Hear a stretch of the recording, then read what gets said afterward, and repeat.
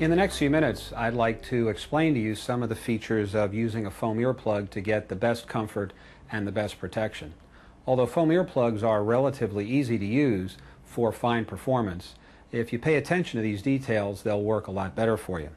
With a foam plug, unlike another piece of foam, for example a bathroom sponge which you squash and knead and squeeze, with a foam plug there's a particular way that you want to prepare it for insertion. You want to roll it into a very tiny, tightly compressed cylinder. Now some people like to roll it along their fingers like this. Other people like to roll it around their fingers. Some people, because they need some extra finger strength, will use both hands.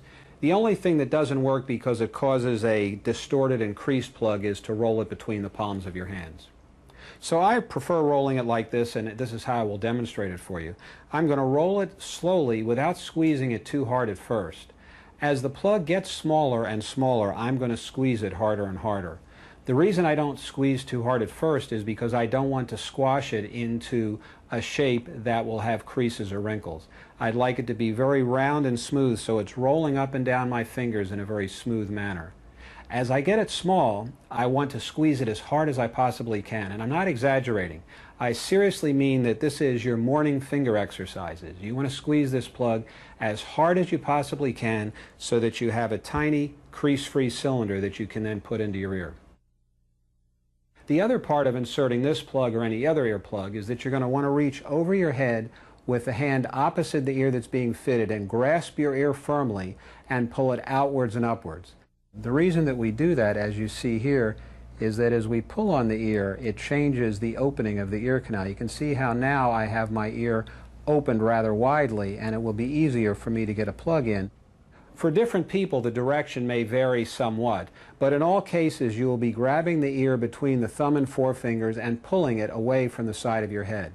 So you roll the plug down. While you have the plug well compressed, you keep rolling it, you bring it up to your ear, and now while you're holding the pinna, you insert the plug in the ear canal. There's no reason to hold the plug because once you've put it in your ear properly, it will expand in place to give you a custom, comfortable fit. One of the likeliest causes of a bad insertion of a foam earplug is that it has been inadequately rolled down or it has been allowed to expand too much before it was brought up for insertion to the ear. What this looks like is that someone will come up to the ear with a plug inadequately compressed and then try and force it into the ear canal. It won't slide into the canal any more than it will slide out of the canal, and you can see how it looks like it's expanding out of my ear. Actually, it's simply regaining its original uncompressed shape. One gauge that's helpful to judge the fit of a foam earplug is where the back of the plug sits relative to this little bump in front of the ear, which is called the tragus. You can see that in this case, where the plug has been poorly fitted, that much of it is outside the tragus and filling this part of the ear, which is called the concha. When a plug has been properly inserted, you can see that from this angle you can barely see that there's any foam in my ear. I'm going to turn my head for you now slowly, and you can see how the plug has been well fitted into the ear canal. It's lost well behind the tragus. This part of the ear called the concha has no foam in it. The foam is in the ear canal itself. You can also use your finger for this test by feeling the back of the plug relative to the tragus. Another way to assess the fit of foam earplugs is to allow them to expand in your ear for about a minute or so, and then to remove them and examine the plug, or read the plug if you will, because at this point the plug will be providing a custom impression of your ear.